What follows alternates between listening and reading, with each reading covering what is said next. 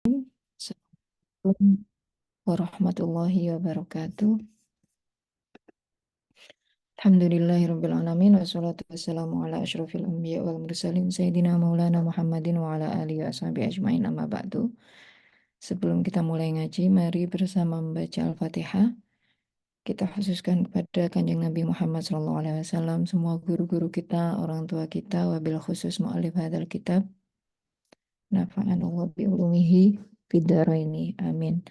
Ala hadhihi niyya wa ala kulli niyatin sholihah. Al-Fatihah. A'udzu billahi minasyaitonir rajim. Bismillahirrahmanirrahim. Alhamdulillahirabbil alamin. Arrahmanir rahim. Maliki yaumiddin. Iyyaka na'budu wa iyyaka nasta'in. Ihdinas siratal mustaqim. Siratal ladzina an'amta 'alaihim ghairil maghdubi 'alaihim waladdallin. Rabbi ighfirli wa li walidayya. Amin. Sebentar saya mau share screen. Share screen Mas saya belum dijadikan admin. Punya ini Oke. sambut. Oke, sebentar.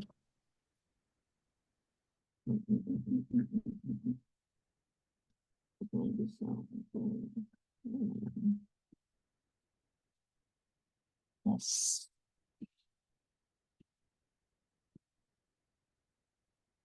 Oke, share screen.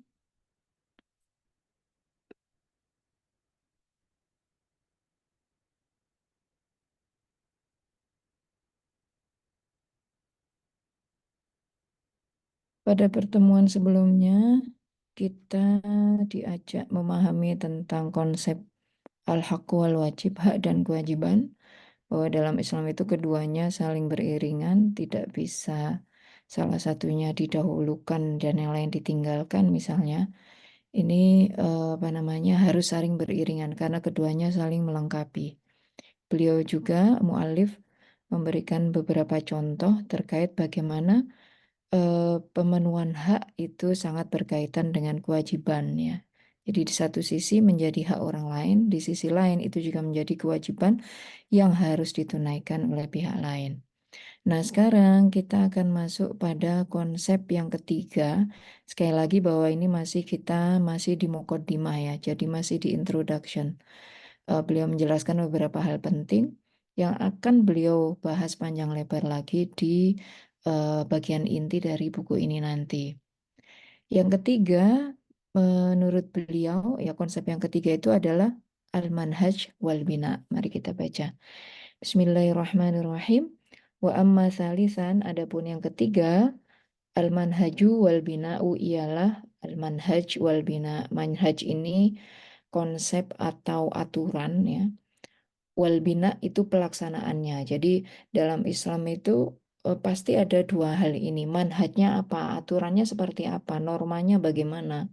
Kemudian dari norma-norma atau aturan-aturan dasar itu manusia bisa, kita sebagai khalifah itu bisa menerapkan atau mengaplikasikan apa yang kita pahami dari norma-norma atau yang beliau sebut sebagai manhaj. Nah, dua hal ini juga menurut beliau nggak bisa timpang salah satunya. Nggak bisa kita hanya bicara melulu pada tataran teoritis, tapi kita tidak mengaplikasikannya atau tidak mempraktekannya. Itu juga nonsens.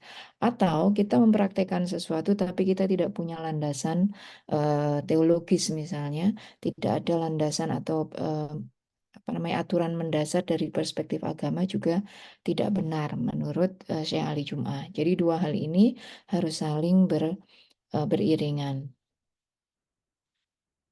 Inna syara'a al-islamiyah, sesungguhnya syariat Islam, ja'ala, ialah telah menjadikan apa asyarul islami, i'maru al-kauni kepada i'marul kaun, pembangunan atau pembangunan pelestarian alam, pembangunan, segala sesuatu yang berhubungan dengan pemanfaatan alam ya.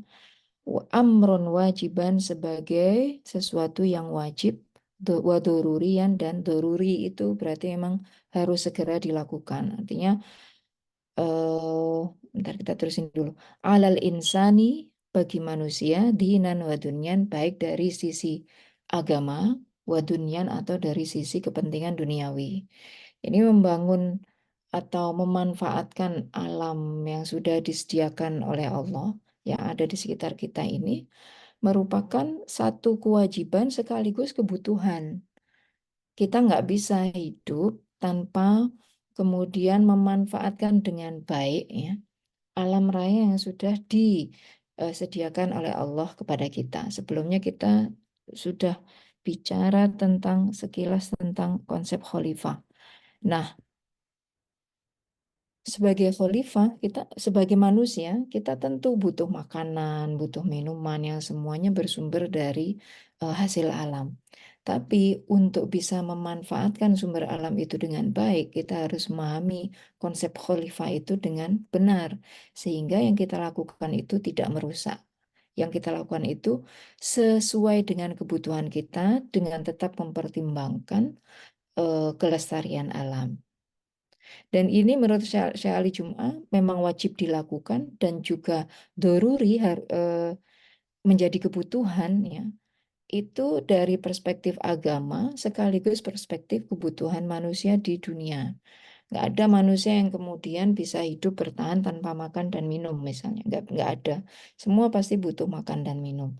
Untuk makan dan minum, eh, baik petani atau peternak atau nelayan, semuanya berhubungan secara langsung ataupun tidak langsung dengan sumber daya alam.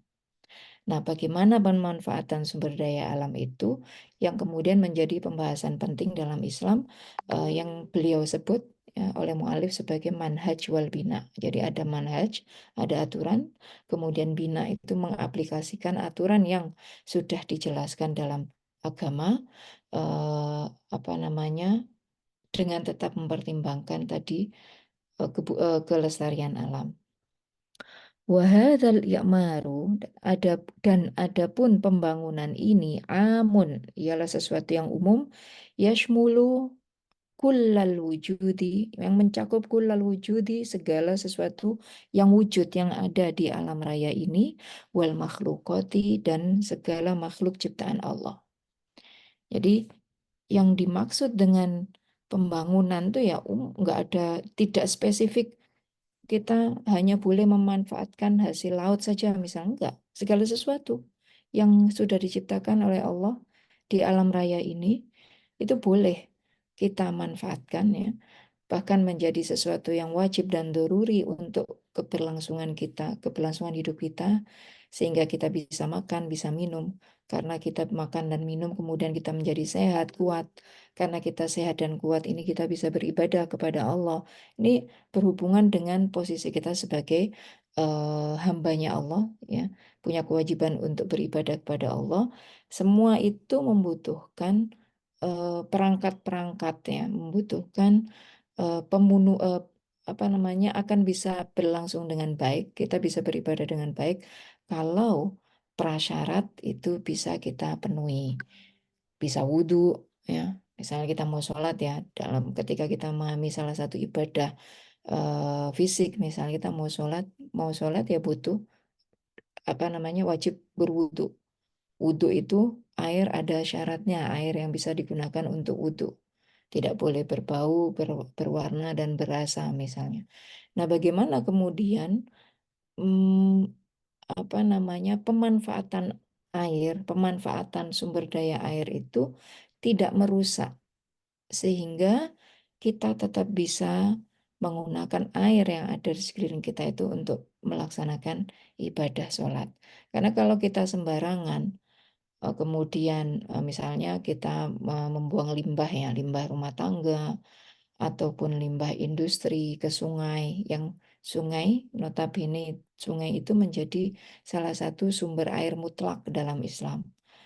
Air mutlak sekilas ya kita mengulas pelajaran fikih. Jadi 7 sumber air mutlak dalam Islam itu salah satunya adalah dari sungai. Termasuk juga dari air laut, kemudian air sumur, embun, ya, salej, es, kemudian apa namanya, apalagi Mas Mas Sahril, Mas Imron, yang 7 itu. Nah, itu semua yang mutlak itu, air mutlak itu kita pahami selama ini bahwa yang penting ada di sungai ya bisa kita gunakan untuk wudhu. Kemudian kita ini lalai. Salah satu yang masih belum kita perhatikan adalah apakah memang benar bahwa sungai yang dalam konsep fikih Islam itu termasuk air mutlak bisa kita gunakan apapun keadaannya ya. Itu benar-benar memenuhi prasyarat, tidak ada bau, rasa dan warna dengan kondisi saat ini ya, dengan limbah yang menjadikan sungai-sungai itu sebagai tempat pembuangan gitu. Apakah memang air sungai itu masih masuk dalam kategori mutlak? Ini kan pertanyaan, tantangan fikih. Karena kalau selama ini kita memahami dalam konsep fikih air mutlak itu yang bisa digunakan untuk bersuci tanpa tanpa syarat begitu ya. Pokoknya bisa langsung. Asal ada sungai kita bisa langsung wudhu. Asal ada laut kita bisa wudhu pakai air laut. Sumur begitu juga. Nah, tantangannya adalah apakah memang benar bahwa air yang mengalir di sungai kita hari-hari ini itu bisa dipertanggungjawabkan sesuai dengan syarat-syarat air yang tidak boleh punya bau, rasa, dan warna. Dan apakah hanya tiga syarat itu yang harus dipenuhi? Karena temuan-temuan modern misalnya bahwa air yang sudah yang mengalir di sungai misalnya mungkin tidak ada warnanya, tidak ada baunya, tapi ternyata dia mengandung apa namanya mikro ya, mengandung mikroplastik, kemudian mengandung eh, apa anti bukan pestisida dari sawah-sawah itu ya. Penggunaan pestisida yang sangat masif di pertanian kita, airnya kemudian mengalir ke sungai, dan ini mencemari sungai. Ketika kita manusia terpapar racun-racun yang ada di pestisida itu, misalnya limbah pestisida, kemudian juga limbah-limbah industri yang juga dibuang di sungai, ini kan membahayakan manusia. Kalau itu sampai dalam tataran bisa menyebabkan penyakit tertentu, misalnya kanker kulit, misalnya. Ini kan berarti sudah tidak bisa lagi kita kategorikan air sungai itu sebagai air yang mutlak ya. Meskipun tidak semua sungai ya, ada banyak beberapa sungai yang masih sehat. Tapi saya bicara bahwa ini menjadi tantangan penting bagi fikih yang selama ini mendefinisikan air mutlak itu yang bisa digunakan untuk bersuci tanpa syarat ya itu tujuh golongan tadi salah satunya dari sumur, sungai, laut itu ini tantangan apakah memang benar bahwa cukup tiga syarat tanpa bau, rasa dan warna atau ada syarat lain yang itu demi menjaga kesehatan manusia ya.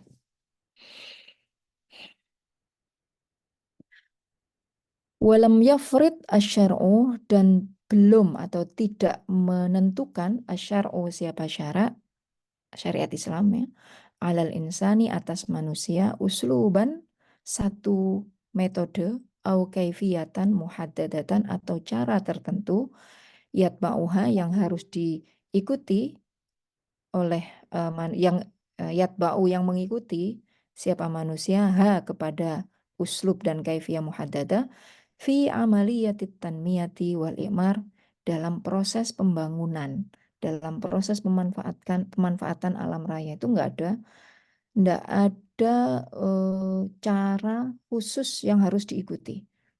Jadi dalam Islam itu yang ditanamkan adalah manhajnya, konsepnya, binanya, bagaimana pengaplikasiannya itu sangat luas. Tidak ada tidak ada bentuk spesifik. Oh, misalnya untuk bertani, pemanfaatan lahan pertanian, tidak boleh menggunakan traktor mesin misalnya. Itu tidak ada aturannya dalam Islam. Oh, hanya boleh irigasi, hanya boleh menggunakan air apa namanya air tada hujan misalnya nggak boleh air beli misalnya itu nggak ada aturan yang spesifik yang kemudian menyusahkan kita sebagai manusia selama itu dalam kategori yang apa namanya tidak merusak alam itu diperbolehkan dalam Islam jadi yang diatur itu adalah konsep dasarnya manhajnya kemudian caranya bagaimana itu sangat fluid ya bahkan atau akan tetapi wasa'a meluaskan siapa asyar alaihi atas insan fi dzalika dalam hal itu, dalam proses penggunaan metode cara itu sangat luas. Watolaba dan meminta atau menuntut asyar'u minhu dari manusia al-ijtihada, meminta apa? Al-ijtihad, meminta ijtihad atau terus berkreasi, terus berusaha, terus berikhtiar, terus berinovasi ya. Fi tahsili untuk tahsil mencapai kulli tariqin segala bentuk model cara yuhaqqiqu lahu yang yuhaqqik yang bisa apa namanya merealisasikan lahu bagi manusia al-maslahata kepada maslahat wasa'adata dan kebahagiaan fi hayatihi dalam kehidupannya. Jadi Islam itu udah yang menjadi pembahasan dalam Islam itu adalah manhajnya itu yang paling penting harus difahami. Kemudian bagaimana caranya itu Islam sangat terbuka terhadap berbagai inovasi, kreativitas ya. Yang penting ada maslahat di situ. Jadi maslahat tidak hanya maslahat untuk kehidupan manusia, tapi untuk kepentingan atau kelestarian alam sendiri itu harus menjadi poin penting ketika manusia menentukan cara atau metode apa yang akan digunakan untuk memanfaatkan sumber daya alam yang sudah disediakan oleh Allah Subhanahu wa taala. Warosama dan menggambarkan siapa asyara'u lahu bagi insan minhajan. Jadi kalau hanya panjang itu minhaj. Tapi kalau hanya pendek manhaj bacanya ya.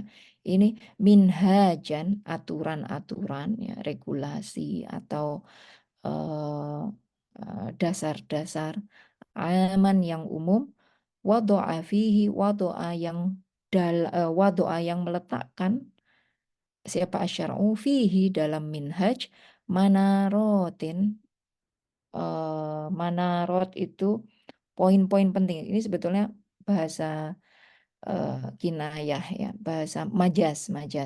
Jadi menara dalam Islam itu sudah ditentukan satu konsep. Di konsep itu nanti ada menara-menara yang menjadi petunjuk. Artinya ada hal-hal penting. Menara itu ya kita tahu bangunan fisik ya menara itu. Menara itu menjadi kalau sekarang misalnya itu menjadi tempat di mana suara-suara adzan itu bisa diperdengarkan. Di sisi lain, menara itu juga sebagai penunjuk arah. Ya. Jadi penggunaan manarot ini adalah majas bahwa dengan manhaj yang sudah diletakkan atau sudah ditetapkan dalam Islam, kita itu tahu cara, tahu arah, tahu bagaimana memanfaatkannya, sebagaimana manusia itu bisa mendengar suara adzan dari menara, sebagaimana kita bisa mendengar pengumuman ketika suara itu disebarluaskan melalui menara, atau sebagaimana kita juga bisa mengetahui arah ketika kita tahu menara. Ada menara. Nyari tempat misalnya, tidak tahu utara, selatan, barat, timur, nggak punya kompas, tapi dari jauh kita tahu, oh di sana ada menara. Pasti di sana ada peradaban, ada perkampungan. Kita menuju ke arah sana gitu kan. Jadi menara itu sekali lagi adalah majas ya. Jadi sudah diletakkan, ditetapkan minhaj atau manhajnya sudah ditetapkan. Dalam manhaj tadi nanti ada manarotin, ada menara-menara, ada petunjuk-petunjuk. Tahdihi yang akan mengarahkan, tahdi yang mengarahkan siapa manarotin hi kepada manusia, waturshidu dan memberi petunjuk apa manarot hu kepada manusia ilal masolih memberi petunjuk pada apa kepada kemaslahatan al hakikiyah yang sebenarnya kemaslahatan yang hakiki allati tasilu bihi allati yang tasilu sampai eh,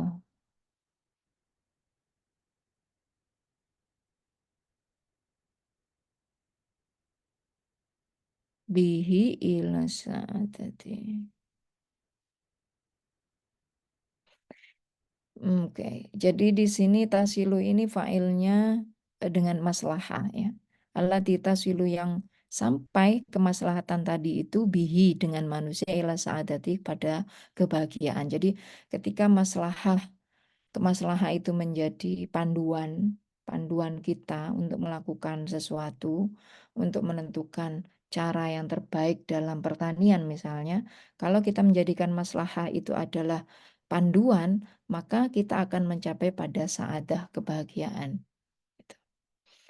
Wadzalika dan itu semua bibayanihi, caranya bagaimana? Bibayanihi dengan penjelasan syarak al-maqasida, penjelasan terhadap al-maqasida kepada makosid atau tujuan ya, wal ahdaf ini juga maknanya tujuan, min waroi di balik i'maril bi'ah pembangunan alam raya atau pemanfaatan alam raya, min haulina yang ada di sekitar kita. Mimma ja'ala khutuwatil insan, mimma di mana ja'ala menjadikan eh, apa namanya ma khutuwatil insan langkah manusia fi binaihi dalam proses pembangunannya itu ijabiyatan menjadi positif fi jauhariha. Jadi dia jauhar itu kan intinya atau proses pembangunan itu sendiri itu positif. La haddama tidak apa namanya menghancurkan au mutaffifa atau ada kecurangan waja'alaha dan menjadikan khutuwatil insan la tukhillu tidak cacat ya, tidak cacat atau tidak menodai bil alaqati al muqaddarati dengan aturan-aturan yang sudah ditetapkan al muhkamah yang sudah pasti baina anasiril wujud di antara unsur kehidupan alam raya ini. Maksudnya begini. Jadi Islam itu menetapkan konsepnya. Caranya bagaimana itu kita diberi ruang untuk berinovasi, untuk berkreasi. Tapi yang paling penting adalah kemaslahatan itu, kemaslahatan manusia, kemaslahatan alam raya itu harus menjadi bagian penting dari penentuan metode yang akan kita gunakan. Misalnya ketika ada temuan-temuan ilmu pengetahuan penggunaan mesin-mesin untuk pertanian misalnya. Apakah itu boleh? Boleh saja selama ya, itu membawa masalah tidak hanya masalah ekonomi dalam perspektif manusia. Oh kalau kita pakai mesin dalam proses pertanian misalnya, ini akan mempercepat masa pengerjaan, waktu pengerjaan apa namanya lahan pertanian itu menjadi cepat, kemudian akan menguntungkan secara ekonomi ya. Masalah itu tidak hanya kita lihat dari perspektif kita sebagai manusia, tapi juga masalah kauniyah, masalahnya alam. Apakah memang ketika kita menggunakan mesin dalam proses bertani kita, misalnya kita gunakan mesin, kita gunakan eh, apa pestisida misalnya, itu secara ekonomi menguntungkan. Tapi apakah ini ada masalah di sana untuk kaun, untuk alam itu? Kalau misalnya tidak, kalau misalnya itu merusak, terus-terusan digunakan pestisida secara masif misalnya, maka tanahnya kan akan apa namanya mati ya. Ini Mas teman-teman yang di Wageningen lebih paham dari saya, Mas Imron misalnya. Ini ketika terus-menerus tanah itu dikasih obat, itu kan kita sebetulnya membunuh ya. Membunuh. Kemudian apa yang terjadi? Kita ini seringkali dikelabui ya, dikelabui oleh promosi-promosi pembangunan untuk apa namanya kepentingan ekonomi terutama kepentingan percepatan ekonomi, kemudian temuan-temuan ilmu pengetahuan itu, temuan teknologi itu dicekoi gitu. Kita dicekoi oleh informasi yang tidak tepat sehingga pada akhirnya para petani itu merasakan kok sekarang lahan pertanian kita sudah tidak produktif lagi, tidak subur lagi misalnya. Atau dosis yang sama yang digunakan 10 tahun yang lalu ini sudah nggak mempan untuk kita gunakan saat ini. Kenapa? Karena dosis yang sama 10 tahun yang lalu itu tanahnya kan sudah kebal sehingga membutuhkan dosis tambahan-tambahan dan seterusnya. Sementara kalau itu terus-menerus dilakukan, eh, dalam hal ini contoh penggunaan pestisida yang masif ya, tanah itu kan menjadi mati. Ya. Tanah itu kita kembali pada konsep yang sebelumnya bahwa alam raya ini semuanya hidup. Ya. Alam raya ini bukan benda mati. Batu, gunung, tanah itu bukan benda mati. Itu kan konsepsi kita, masyarakat modern. Kita membedakan benda atau ya, segala sesuatu yang ada di alam raya ini menjadi benda hidup dan mati. Ketika dia bisa berkembang, berubah bentuk ya. Manusia misalnya dari janin, kemudian sampai lahir, usia berapa berkembang berkembang menjadi nah itu berarti kita makhluk hidup berkembang biak.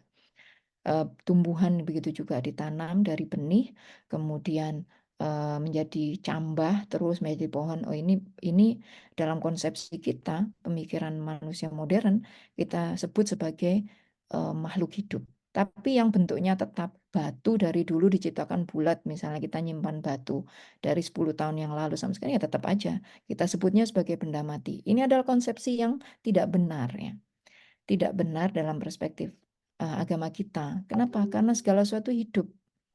Sudah ditegaskan oleh Allah Subhanahu wa taala bahwa segala sesuatu ini bertasbih kepada Allah dengan cara yang tidak kita fahami. Karena bertasbih tentu bukan benda mati. Mereka ini hidup dan mereka bereaksi terhadap perilaku kita. Nah, kalau kita memperlakukan tanah itu semena-mena, ya, ya dia akan sakit. Sakitnya bagaimana? Tidak produktif lagi. Dia butuh waktu puluhan tahun untuk eh, apa namanya dipulihkan kondisinya. Nah, ini kan kalau orang petani-petani pada petani tradisional itu mereka membagi masa pemanfaatan lahan ya. Jadi misalnya dalam penelitian saya, teman-teman saudara-saudara di Kendeng itu mereka menanam padi 3-4 bulan misalnya. 2 kali dalam 1 tahun. 2 kali dalam 1 tahun berarti 8 bulan. Kemudian ada 4 bulan jeda. Memang diberi waktu istirahat, nggak ditanami apa-apa. Ya sama seperti kita apa namanya punya mobil misalnya. Ya. Kita punya mobil, kemudian kita pakai terus nggak pernah diservis, nggak pernah ganti oli. Ini kan juga lama-lama dia akan mandek, marah dia, udah nggak mampu lagi berjalan kan gitu.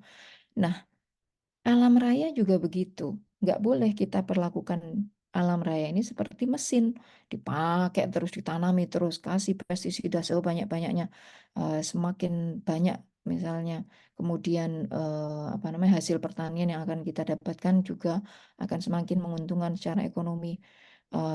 Selama 1 tahun tanah digunakan terus tidak diberi waktu istirahat, ya lama-lama tanahnya juga akan mati ya.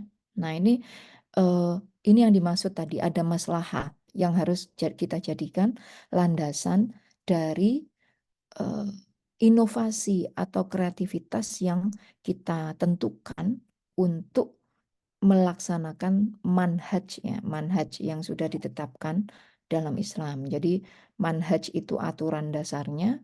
Bagaimana kita mengaplikasikan aturan dasar itu? Ini sangat luas dalam Islam, tapi ada satu hal yaitu kemaslahatan yang harus kita jadikan landasan. Ya. Jadi kita Islam sama sekali tidak kemudian menolak inovasi, kreativitas, pengembangan teknologi tidak ditolak. Cuman harus diperhatikan kemaslahatan, tidak hanya kemaslahatan manusia, tapi juga kemaslahatan alam raya itu sendiri. Karena kalau kita sudah menjadikan masalah itu bagian terpenting dari langkah kita untuk memanfaatkan alam, maka ini akan mengantarkan kita pada saadah. Ya. Eh, ini apa? Inilah yang diinginkan dalam Islam bahwa kalau kita menjadikan masalah itu hal penting, maka semua yang kita lakukan itu akan positif, ya, ijabiyah. tidak merusak, tidak eh, apa eh, tidak ada kecurangan di situ, tidak ada kerugian yang kita bebankan kepada alam raya. Wa i'marul ardi dan pembangunan bumi alam raya alladzi kullifal insanu bihi yang dibebani al insanu siapa manusia bihi dengan i'mar yakumu ialah berdiri apa i'mar ala syaqaini atas dua sisi penting al manhaju wal bina'u yaitu manhaj dan bina wal ihmalu li ayyin minasyiqqaini yu'tabaru ifsadan wal ihmalu dan pengabaian li ayyin terhadap salah satu minasyiqqaini dari dua sisi tadi manhaj wal bina yu'tabaru dianggap ifsadan sebagai pengerusakan. Jadi manhaj dan bina ini harus berbarengan. Nggak boleh kita eh, mengabaikan manhajnya. Yang penting kita inilah kita lakukan saja pembangunan, kita lakukan aja pemanfaatan lahan pertanian, pemanfaatan sumber daya laut misalnya tanpa manhaj, tanpa aturan itu nggak boleh. Manhaj juga hanya melulu manhaj konsep tanpa kemudian kita praktekkan juga tidak benar itu yang namanya omong kosong kan begitu. Fa ihmalul bina'i wat tanmiyati yu'addu khalalan. Fa'ihmalul bina, maka sesungguhnya pengabaian bina, bina itu aplikasi ya, mengaplikasikan manhaj itu namanya bina, watan miyati dan pengembangannya.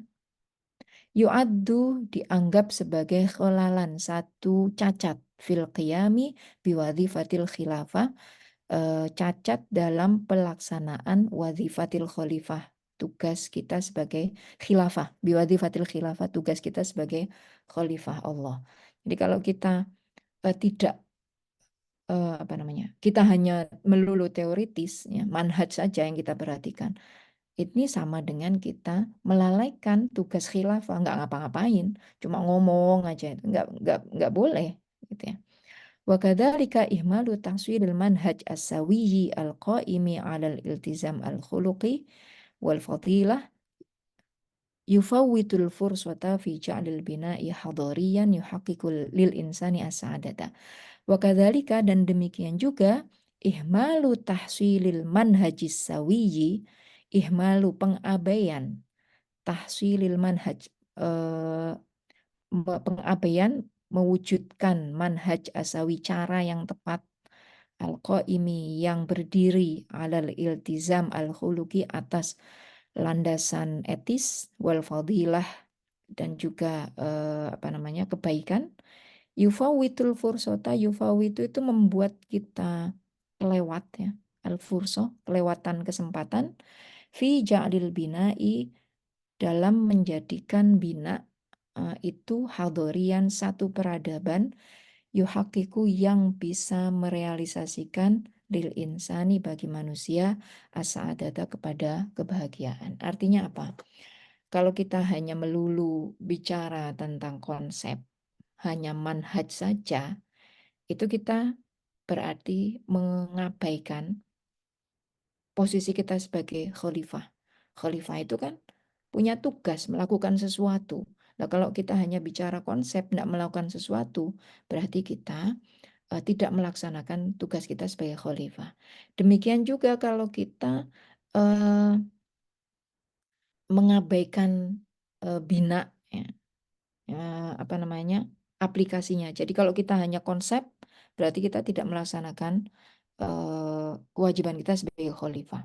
Kemudian kalau kita melalaikan bina ini, melalaikan tugas mengaplikasikan, ya, mengaplikasikan apa yang sudah kita bicarakan, itu kita akan kehilangan momen untuk mencatat sejarah peradaban kita, ya, sejarah peradaban kita sebagai manusia yang dengan peradaban itu, dengan kemampuan kita melaksanakan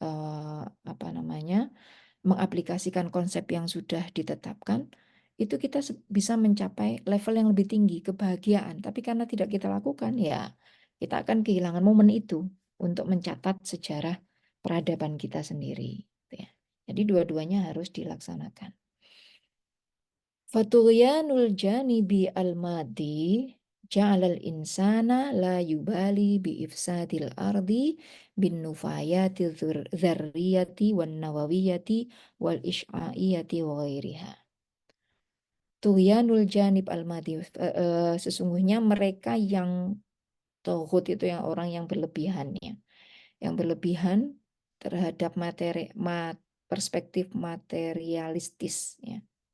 Kalau kita ini berlebihan menganggap dunia ini sebagai semata-mata sebagai sebuah materi, objek, ini akan ja'alal insana menjadikan manusia layu bali nggak peduli biifsadil ardi dengan pengerusakan bumi bin nufayati dengan bom-bom atomnya. Nufayat dzurriyah nawawiyah ini bom-bom atom dan juga apa namanya senjata-senjata nuklir nuklir nawawi wal isya'iyah senjata-senjata yang radiasi yang punya apa namanya efek radiasi wa ghairiha. Jadi kalau manusia semata-mata memandang alam raya ini sebagai sebuah materi, sebagai objek, akhirnya perspektif materialistik ini, perspektif mekanistik itu menjadikan kita mengabaikan kelestarian alam. Nggak peduli mau ngerusak mau apapun, yang penting ini wong bumi itu objek ya udah boleh kita mau kita apain aja boleh gitu. Ini bahaya. Walati tatakhallafu an amaliyati intajit tokoh.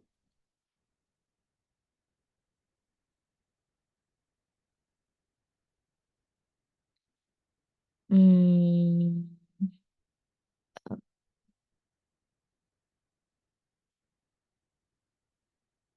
yang berakibat walati dan yang tatakhallafu berakibat apa yang tatakhallafu ini berakibat nufaya tadi ya penggunaan bom atom ya, penggunaan senjata-senjata eh, eh, yang merusak itu berakibat pada ketika jadi kalau manusia itu perspektifnya materialistik ya ini kan akan merusak dan ini juga berakibat pada amaliyati intajit tokoh proses untuk terus melahirkan apa namanya power plant ya sumber daya apa power plant itu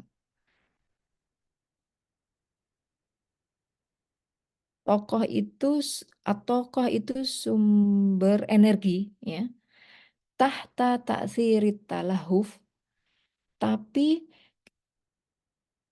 yang menjadi tujuan utama. Jadi kalau kita ini berperspektif materialistik, kita ini akan menjadikan eh, apa namanya sumber energi itu sebagai alat untuk memenuhi semua nafsu kita, keinginan kita, kerakusan kita untuk menguasai alam raya ini, ya, tidak hanya tidak lagi memanfaatkan, tapi menguasai alam raya, tahta ta'thirit talahufi ila husudil maslahati al-mubasyirah. Tapi keinginan kita tadi itu karena sudah perspektifnya materialistik, itu kita di bawah pengaruh talahuf. Talahuf itu ingin segera mencapai sesuatu. Ya. Tasyawuk. Jadi seperti orang kangen. Orang kangen itu kan ingin segera ketemu. Nah, talahuf itu begitu juga. Karena perspektifnya materialistik, yang penting cepat mencapai tujuan. Nah, gitu.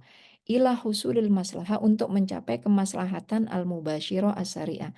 Mencapai tujuan yang langsung, yang syariah, yang cepat.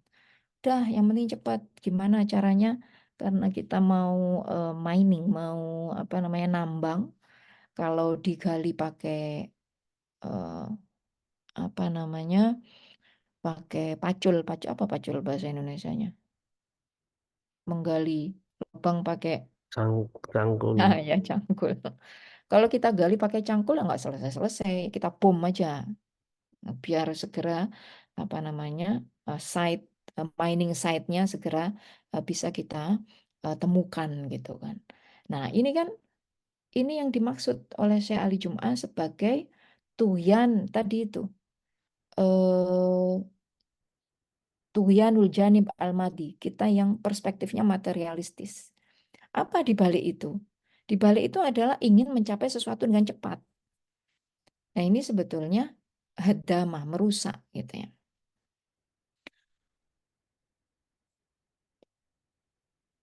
Fafaqadat al-ardu kathiran min solahiyatiha lil imarati wal ato. Maka akibatnya apa? Faqadat akan kehilangan al-ardu, apa bumi, kathiran banyak, kehilangan banyak min solahiyatiha dari kebaikannya. Jadi lil imarati wal ato untuk pembangunan dan juga untuk atau itu kan memberi. Sebetulnya bumi itu kan selalu memberi ya. Bumi itu ditanami, ditaruh benih padi ya dia memberi padi tumbuh. Kemudian padi kita olah menjadi beras, beras kita masak menjadi nasi dan seterusnya. Bumi itu memberi atok, ada sifat atok, ada sifat memberi dari bumi. Tapi ini apa namanya kesempatan atau kebaikan bumi ini akan musnah ketika kita berada di tadi dalam posisi yang materialistik dan kita mengejar eh, tujuan untuk mencapai apa namanya sesuatu yang kita inginkan dengan cepat, ini sangat berbahaya. Jadi ya seperti tadi saya jelaskan, ketika mau membuka eh, apa namanya situs tambang misalnya, kalau itu di dalam perspektif kita, kalau itu pakai cangkul, ini juga akan memakan waktu lama, butuh biaya juga yang lebih besar untuk membayar para apa namanya tukang cangkul gitu ya. Akhirnya dibikinlah alat teknologi dan seterusnya atau menggunakan bom, sekali bom langsung beres. Nah, ini kan tidak hanya merusak, tapi juga merugikan kita karena akan banyak unsur-unsur kebaikan yang ada di bumi yang seharusnya bisa kita manfaatkan itu menjadi musnah karena proses yang eh, tidak benar tadi penggunaan bom atom bom untuk apa namanya mining site tadi.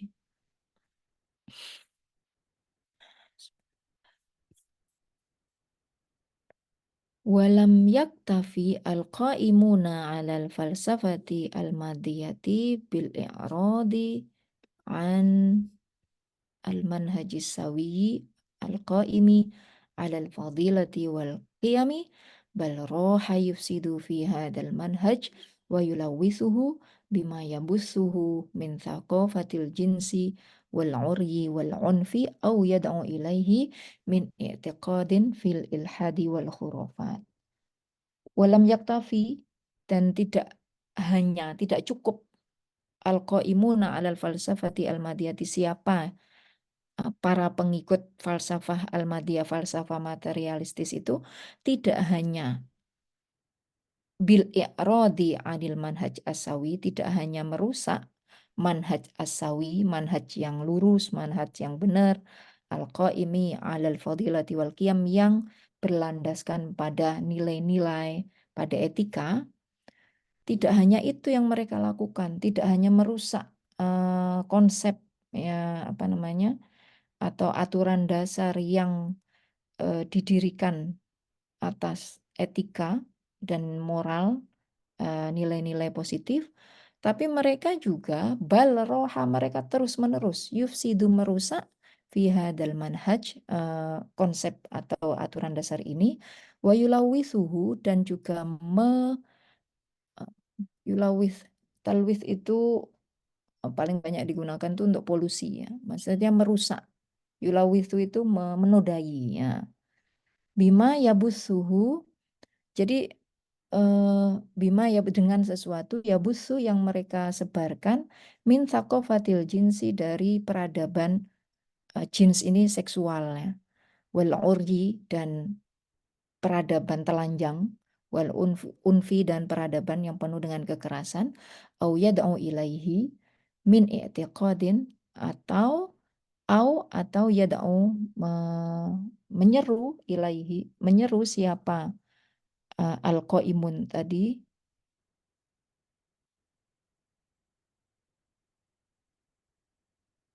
ilaihi, bukan bukan qaimun, au yad'u atau menyeru al-manhaj tadi.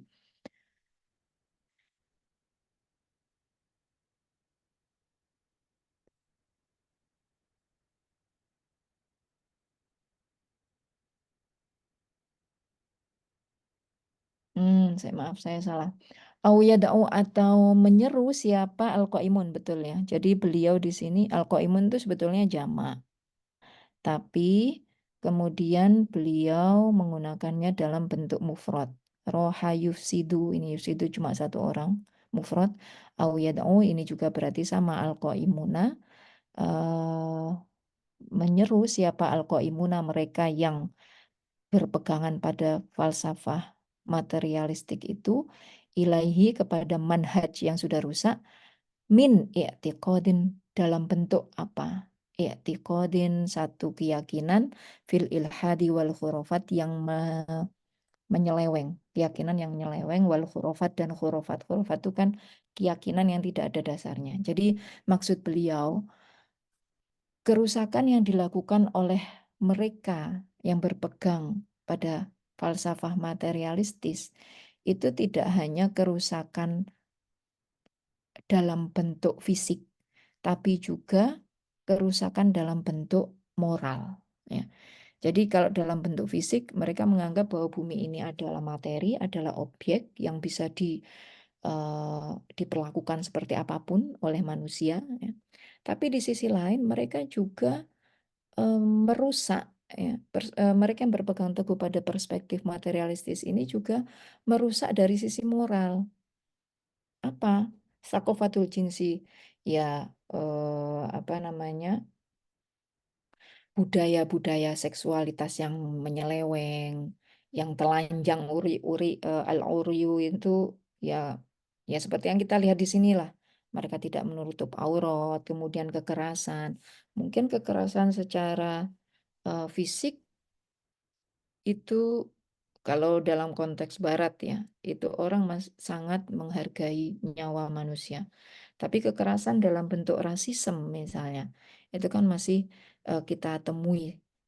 Bahkan yang kita dapatkan saat ini, misalnya yang kita apa namanya, eh, tonton tanpa kita bisa berbuat banyak, ya, itu adalah apa yang dilakukan oleh mereka di orang-orang materialistis tadi di Palestina. Nah, ini kan mereka menghancurkan tidak hanya fisik tapi juga moral. Mereka mau mengambil alih ya. Jadi manusia sudah nyawa manusia seakan tidak ada harganya gitu ya. Jadi ini menurut Syekh Ali Jum'ah, perspektif atau falsafah materialistik itu tidak hanya merusak secara fisik, secara materi, tapi juga merusak secara moral. Jadi moral dan material itu yang dirusak. Nah, ini tentu akan merugikan kita sebagai manusia secara umum. Oke, ini satu aja lah saya baca, nggak perlu saya buka bab baru. Pertemuan yang akan datang aja bab baru sehingga langsung satu satu sub section ini selesai. Saya kira itu, barangkali ada pertanyaan, monggo.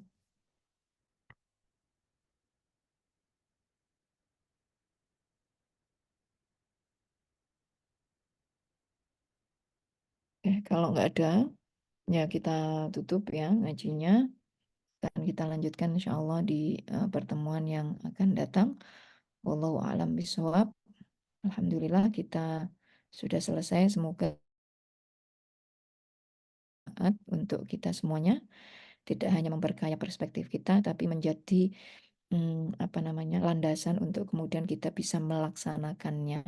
Bagaimana kita melestarikan alam, menjaga kemaslahatan alam itu dengan cara yang bisa kita lakukan, dengan peran yang bisa kita mainkan di bidang kita masing-masing. Ya, amin ya rabbal alamin. Saya kira itu Mas Syahril, kita tutup. Assalamualaikum warahmatullahi wabarakatuh. Waalaikumsalam warahmatullahi wabarakatuh. Matur nuwun Bunyai. Nggih, saya Liv ya. Selamat buat teman-teman panitia untuk bersiap-siap ke acara. Nggih Bunyai. Ya, ya udah. Assalamualaikum, saya Liv. Waalaikumsalam. Nggih.